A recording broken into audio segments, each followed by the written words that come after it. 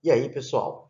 Nós vamos hoje para a nossa última aulinha aqui a respeito das competências do Enem, no nosso projeto MAT 900 pontos, onde a gente trabalhou aí, anteriormente as 6 competências do Enem e as últimas 26 habilidades referentes a essas competências, resolvendo exercícios sobre cada uma delas. Hoje a gente vai ter aí a competência 7 com as habilidades 27, 28, 29 e 30 numa área bastante específica que cai bastante na prova do Enem.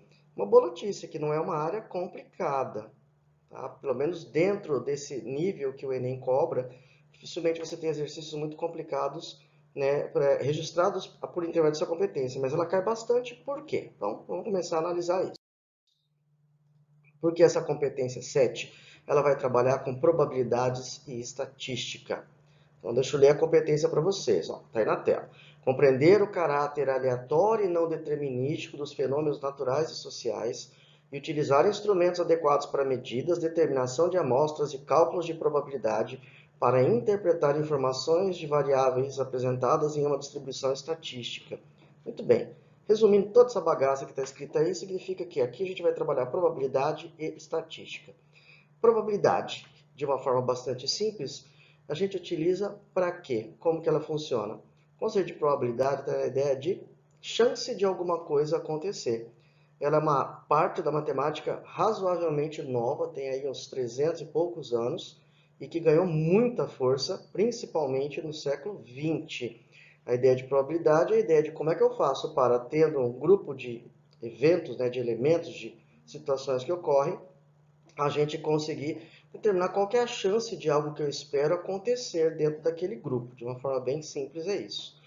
E a estatística, que vai ser daí um pouco mais nova ainda do que a probabilidade, que também ganhou um impulso imenso no século XX, principalmente a partir da Segunda Guerra Mundial, é uma área da matemática, muitas vezes até considerada como uma ciência à parte, que se utiliza dessas amostras, desses dados, para a gente procurar, né, determinar se aquilo acontece de uma forma aleatória ou se é possível determinar sobre um tipo de previsibilidade. E com isso a gente vai fazer uma série de relações e ilações a respeito da natureza, da sociedade. Isso aqui é utilizado em todas as áreas do conhecimento humano, praticamente sem exceção.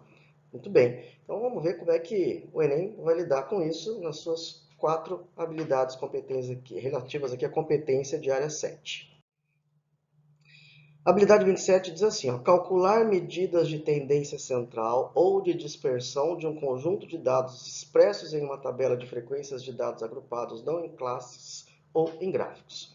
O fundamento daqui é o seguinte, essa habilidade é que está cobrando de você o conhecimento do que é moda, do que é média, do que é mediana, que são as chamadas medidas de tendência central, e das medidas de dispersão comuns, que são o desvio padrão, a variância e o desvio absoluto médio. Normalmente a gente concentra isso aqui em moda, média e mediana. Todas as provas do Enem cobram isso em 2 questões, normalmente. Tá? Então aqui necessariamente não precisa entrar probabilidade, mas dados estatísticos que estarão, conforme o próprio enunciado diz aqui, em gráficos ou tabelas. Então vou tirar informações desses gráficos ou tabelas para calcular medidas de tendência central ou de dispersão. E eu procurei escolher exercícios para a gente trabalhar aqui que consigam ser bem abrangentes, né? Porque daí a gente pode falar a respeito de todas elas. Então vem comigo nessa questãozinha de 2010. O quadro seguinte mostra o desempenho de um time de futebol no último campeonato. A coluna da esquerda mostra o número de gols marcados e a coluna da direita informa em quantos jogos o time marcou aquele número de gols. Você tem aí a tabela. Ó. Então, você tem lá, colocado em ordem crescente, a quantidade de gols marcados que vai de 0 até 6 e o número de partidas em que isso aconteceu. Então, só exemplificando aqui, nós tivemos 5 partidas em que não houve nenhum gol. E tivemos uma partida com 6 gols marcados. Se x, y e z são respectivamente a média, a mediana e a moda dessa distribuição, então aí a gente tem que descobrir aí quem são a média, a mediana e a moda. E é exatamente, né, a presença desses nomes, ou de um desses nomes pelo menos aí, que vai garantir, né, a habilidade da qual a gente está trabalhando nesse momento. E vamos lá, como é que a gente vai calcular a média? Nesse caso aqui, trata-se de média aritmética. E, em particular, a gente vai utilizar aqui o conceito da média aritmética ponderada.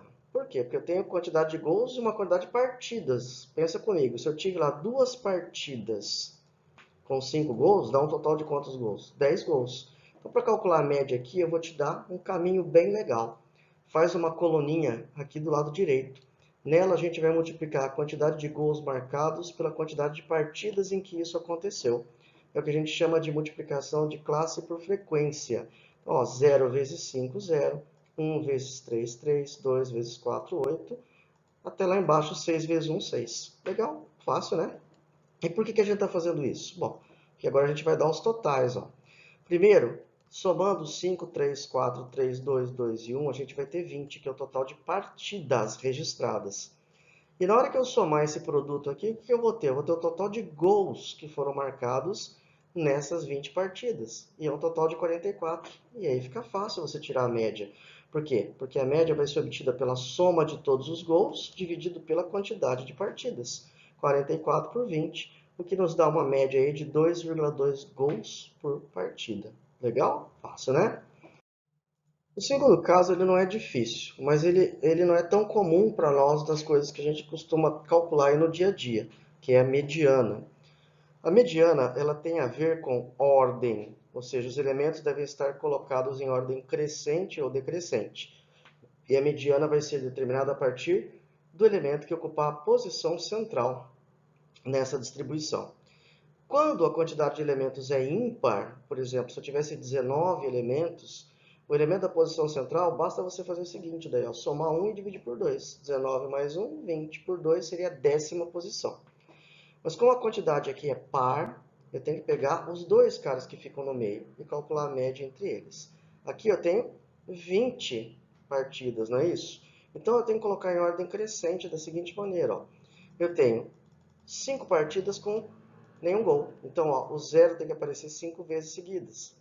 Em ordem crescente, eu tenho 3 partidas com um único gol. Então, 1 aparecendo 3 vezes seguidas. Já 4 partidas com 2 gols, 3 partidas com 3 gols, 2 partidas com 4 gols, 2 partidas com 5 gols e a única partida com 6 gols lá no final. Um total aí de quantos elementos? De 20 elementos. E onde é que vai estar a mediana? A média entre os valores que ocupam as posições centrais. No caso aqui são 20. Então é só dividir por 2, que você vai encontrar décimo, só que você tem que pegar o próximo, o 11º. Então, é a média entre esses dois caras aqui, ó. O 10º e o 11º termos. Pode verificar que você tem 9 para trás, 9 para frente. Bacana, Jean. E aí? Média aritmética entre esses dois caras vai ser 2 mesmo. A gente já determinou a mediana. Importante lembrar, a mediana tem a ver com ordem crescente e decrescente. Distribui esses caras e a gente vai pegar a posição central. E o mais fácil de todos é o último aqui, que é a moda. A moda é o valor com maior frequência dentre os dados ou na distribuição de dados que você tem. Como assim maior frequência? Então é o seguinte, ó. Qual a frequência 0 gols marcados dessas partidas? Olha, a frequência é 5, porque aconteceu em 5 partidas. Qual a frequência de um gol marcado? Olha, a frequência é 3, porque isso aconteceu em 3 partidas. Como o 5 é a quantidade de partidas ou a frequência que se destaca, é a maior de todas aqui, então a moda vai ser 0, porque tem a maior frequência de todas. Se eu tivesse um gol aqui, ó, em 5 partidas também, a gente diria que essa amostra é bimodal, e daí ela teria moda tanto 0 quanto 1. Mas não é o que ocorre aqui, né? O 5 é a frequência que se destaca, então a moda 0 gols, que é o que mais aconteceu dentre essas 20 partidas. Bom, o exercício ainda está pedindo para você relacionar x, y e z. X como média, y como mediana e z como moda. E aí a relação correta das alternativas qual que é? Olha, o z que é 0 é menor do que o y, que por sua vez é menor do que o x. Isso está na alternativa E. Legal? Fácil. E a gente trabalhou com toda a abrangência aqui das medidas de tendência central. Legal? Pronto, vamos para a próxima então. A próxima habilidade, que é a habilidade 28, diz lá o seguinte, ó, resolver situação-problema que envolva conhecimentos de estatística e probabilidade. Opa, agora eu já estou falando das duas coisas aqui. Eu gosto de observar aqui o seguinte, que ele está falando estatística e probabilidade, quer dizer, a sugestão é que nós tenhamos tanto dados estatísticos quanto cálculos probabilísticos no mesmo problema. Às vezes não fica tão claro que a estatística está no problema da probabilidade, mas a ideia que nós temos de estatística aqui é o seguinte, conjuntos de dados foram obtidos por intermédio de uma amostra, foram até uma coleta de informações e tal, e que a partir deles foram feitas uma série de inferências, né, uma série de conclusões foram tiradas a partir desses dados. E daí vamos fazer cálculo probabilístico. Então é possível que o problema já tenha essa parte pronta aqui, ó, estatística, e a gente tenha que recorrer apenas ao conhecimento probabilístico, tá bom? Resolver situação problema? Bom, isso aqui é muito comum nos enunciados, não é isso? Qual que é a ideia? Estou te fazendo uma proposta, cujas informações eu vou ter que organizar adequadamente e efetuar os devidos cálculos através de gráficos, tabelas, quais informações o enunciado propõe, e que a gente vai ter que utilizar aí o cálculo probabilístico para poder resolver. Peguei essa questão de 2013 aqui, ó. Uma loja acompanhou o número de compradores de dois produtos A e B durante os meses de janeiro, fevereiro e março de 2012. Com isso, obteve este gráfico. É esse gráfico que está dando, pessoal, o contexto estatístico, tá? Porque foi feita uma coleta de dados, de números de compradores de produtos A e B, nesses 3 meses. Então, isso aqui é uma compilação de dados estatísticos. Agora, vamos ver o que a gente tem que fazer com as informações estatísticas que aí estão disponíveis. A loja sorteará um brinde entre os compradores do produto A e outro brinde entre os compradores do produto B. Qual a probabilidade de que os dois sorteados tenham feito suas compras em fevereiro de 2012? Então, está aqui a palavra probabilidade, indicando essa estrutura aí. E o que é probabilidade? Probabilidade é a forma mais difícil que tem na matemática. É a razão entre o número de eventos esperados e o número de eventos do espaço amostral. Ou, colocando de uma forma mais simples, probabilidade eu obtenho comparando por uma divisão o número de coisas que eu espero que aconteça com tudo que pode acontecer. Massa? Então, como é que a gente vai utilizar esse gráfico aí para encontrar isso? Bom, lembra que ele quer saber qual a probabilidade de que tanto A quanto B tenham sido sorteados para pessoas que compraram no mês de fevereiro. Então, eu preciso do seguinte. Primeiro, saber o total de produtos A que foram comprados nesses 3 meses. O produto A é o mais escuro. Então, são 10 mais 30, 40, com 60, 100. Está aqui. Agora, destes 100 compradores do produto A desse trimestre, quantos são de fevereiro? 30. Eu vou chamar isso de N de A, o número de eventos esperados A. E a probabilidade vai ser a razão entre o número de eventos A e o número total de eventos A, esse A aqui de fevereiro. Então, a probabilidade vai ser de 30 por 100. Eu tenho 30 compradores em fevereiro, dentre 100 no trimestre, que me dá a probabilidade de 3 sobre 10. Legal? Agora, vamos fazer a mesmíssima coisa com o produto B. Nós temos um total de produtos B comprados no trimestre de 20 mais 20 mais 80, 120. E especificamente em fevereiro, de quantos? De 20. Então, a probabilidade vai ser a razão entre o número de produtos B comprados em fevereiro e o total de produtos B comprados no trimestre. 20 por 120, corta 0, 0, 2 e 12 vai dar 1 sobre 6. Bom, até aqui beleza. O conceito de probabilidade é simples, mas agora nós vamos juntar esse conceito de probabilidade com um conceito que vem lá da análise combinatória, que é a contagem. Eu quero saber qual a probabilidade de que tanto A quanto B tenham sido sorteados para compradores do mês de fevereiro. Então eu quero saber a probabilidade de A e B. E esse Ezinho aqui, ó, ele indica que para obter essa probabilidade dos dois produtos, eu tenho que fazer o produto dessas probabilidades. Opa, esse A é indicação de multiplicação. Lembra aquela historinha do E multiplica e o OU soma. Qual é a probabilidade do A ter sido sorteado de fevereiro, ser de fevereiro? 3 em 10. Qual a probabilidade de que o B também tenha sido de fevereiro? 1 em 6. Agora é só simplificar o 3 com o 6. vai dar 2 aqui embaixo, e a resposta 1 sobre 20. E tá aí, uma questãozinha bem basiquinha de probabilidades. Legal? Bora lá então. Bora então para a nossa penúltima habilidade, a 29. Utilizar conhecimentos de estatística e probabilidade como recurso para a construção de argumentação. Essa história de recurso para a construção de argumentação está bem manjado já. A gente viu isso aqui em várias competências. Aí, qual que é a ideia? Eu tenho que organizar as informações, verificar qual é o cálculo que eu tenho que fazer com essas informações devidamente organizadas, para a partir disso chegar a uma conclusão, né, a partir desses argumentos que foram montados aí. E no caso aqui, utilizando conhecimentos de estatística e probabilidade. Como na primeira questão de hoje, a gente trabalhou com vocês as medidas de tendência central, né, que seria a média, a moda, a mediana e tal, eu resolvi incluir nessa questão, dentre várias possibilidades, que é a probabilidade estatística de uma forma geral aí, uma questãozinha a respeito de desvio padrão, para falar sobre medida de dispersão, que é muito simples, na verdade, não tem nenhum cálculo para a gente fazer aqui. Dificilmente o Enem vai cobrar cálculo sobre isso, vai cobrar interpretação. Então vamos entender como é que isso vai funcionar na questão de 2016 que eu separei para vocês. O procedimento de perda rápida de peso é comum entre os atletas dos esportes de combate. Para participar de um torneio, 4 atletas da categoria até 66 kg, peso pena, foram submetidos a dietas balanceadas e atividades físicas. Realizaram 3 pesagens antes do início do torneio. Pelo regulamento do torneio, a primeira luta deverá ocorrer entre o atleta mais regular e o menos regular quanto aos pesos.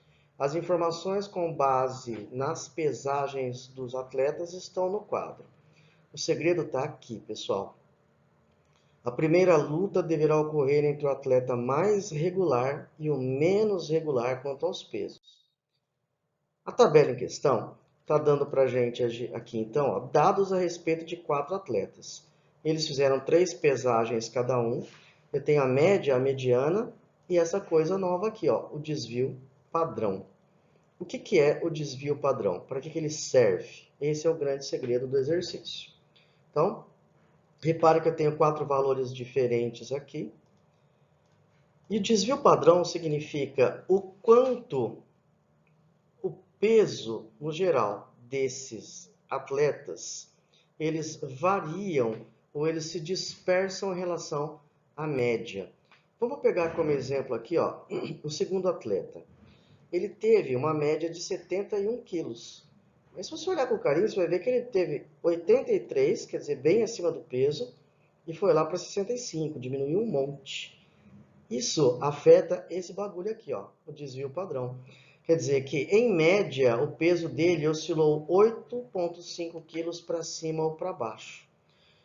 Quanto maior for o desvio padrão, significa que é menos regular o grupo de dados que você tem.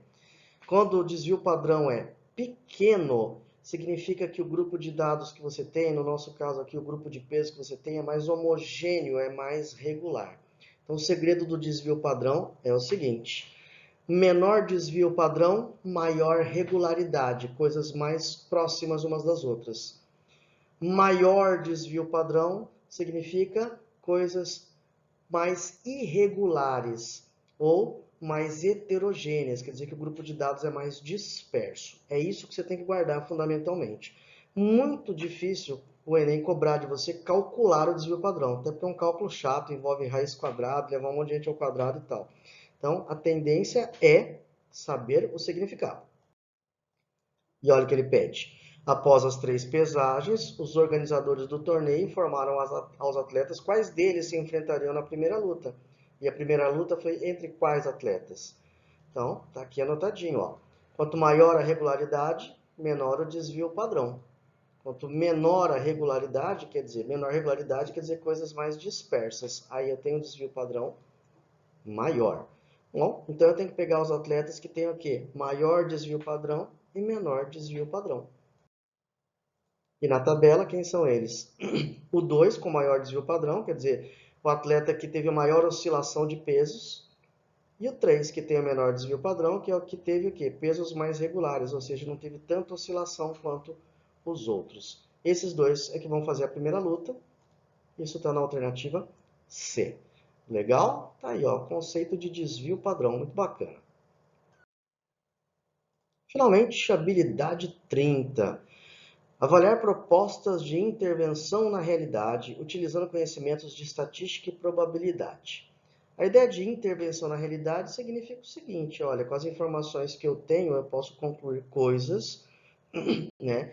E com essa conclusão minha, eu vou poder fazer uma escolha dentro daquele mundo que eu tenho, daquele universo de informações. Eu vou poder intervir na realidade.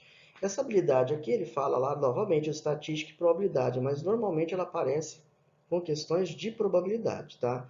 Ah, mas onde é que aparece a estatística? É nos dados, as informações que são dadas, porque são dados obtidos por intermédio de amostras estatísticas, com as quais nós vamos calcular uma determinada probabilidade. Vamos lá, então.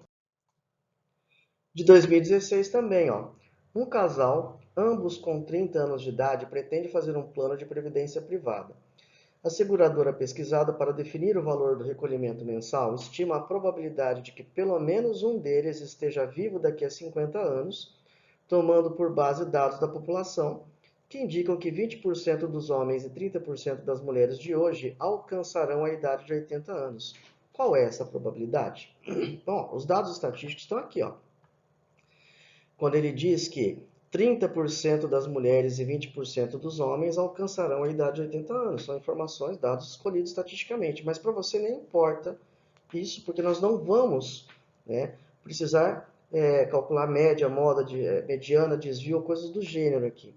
Na verdade, eu quero saber qual é a probabilidade, aí que ele diz aqui, ó, a probabilidade de que pelo menos um dos dois do casal esteja vivo daqui a 50 anos. Eles têm 30. Com esses dados, como é que eu vou concluir isso? Bom, pelo menos um deles esteja vivo daqui a 30 anos, significa o quê? Daqui a 50 anos, perdão. Significa o quê? Pelo menos um deles significa que só ela vai estar viva, só ele vai estar vivo, ou que ambos estejam vivos. Opa! Isso significa, então, que nesse caso só não vai entrar uma parte da história, que seria o quê? Os dois não estarem vivos. E é isso que vai facilitar a nossa resolução. Acompanha comigo. Eu quero saber a probabilidade de pelo menos um deles estar vivo. Só que para facilitar isso, eu vou raciocinar assim, ó. A probabilidade de pelo menos um deles estar vivo, eu obtenho fazendo 100% menos a probabilidade de nenhum deles estar vivo. Como isso? A gente chama esses dois eventos aqui de eventos complementares. Nenhum deles estar vivo e pelo menos um deles estar vivo são eventos que juntos formam 100%. Por quê? Porque pelo menos um deles estar vivo significa só o primeiro, só o segundo, ambos. 3 possibilidades. Só existe uma quarta, nenhum deles vivo. Então os dois têm que dar 100%. É mais fácil eu calcular qual é a probabilidade de nenhum deles estar vivo e depois tirar isso de 100%, porque daí eu determino qual a probabilidade de ao menos um deles estar vivo. Bom, mas quais são as informações que a gente tem? A probabilidade de que o homem esteja vivo daqui a 50 anos, que é de 20%. Bom, você tem 20% de estar vivo daqui a 50 anos. Qual é a chance de ele não estar vivo daqui a 50 anos? É de 80%. Ambos dão 100%. Qual a probabilidade da mulher estar viva daqui a 50 anos? É de 30%. Consequentemente, o de ela não estar viva é de 70%. Ah, legal. Bom, peraí. Então, o homem não estar vivo é 80% e a mulher não estar viva é 70%. E agora eu estou procurando esse cara aqui, ó. A probabilidade de nenhum deles estar vivo. E a probabilidade de nenhum deles estar vivo significa a probabilidade do homem não estar vivo e da mulher não estar viva. E você lembra que em um exercício anterior que eu fiz com vocês aqui, quando a gente usa o ezinho, ele vai indicar a multiplicação. É a probabilidade dele e dela não estarem vivos. Então eu multiplico essas probabilidades. A dele não estar vivo, 80%. A dela não estar viva, 70%. 80% de 70%. é só fazer 80 vezes 70 e cortar dois zerinhos. Vai dar 56%. Legal? Mas vem cá, 56% é a probabilidade de nenhum deles estar vivo. E eu quero saber qual a probabilidade de pelo menos um deles estar vivo. Aí é só fazer o quê? 100% menos o que acabamos de calcular. 100% menos 56%, que dá 44%. Então, a probabilidade de pelo menos um deles estar vivo daqui a 50 anos é de 44%, está na alternativa B. Beleza? Bom, só para finalizar aqui, né, essa competência que tem probabilidade estatística, isso aqui normalmente rende 5 ou 6 questões na prova do Enem, normalmente, tá? É base é essa aí mesmo, 5 ou 6 questões, quer dizer, é uma competência muito, muito importante, tem até repetição de habilidade aí aparecendo nas provas do Enem. Por quê? Porque a aplicação prática de probabilidade estatística é imensa em tudo quanto é área de conhecimento humano. Então você tem que manjar bastante dessa historinha. Legal? Ficamos aqui com a última competência, mas a gente vai ter, lógico, outros trabalhos aí, aprofundando certas habilidades dessas competências aí, para que a gente possa mostrar para vocês particularidades e outros detalhes. Legal? Fique com Deus. Beijos do Geão. Fala tchau para mim. Bye.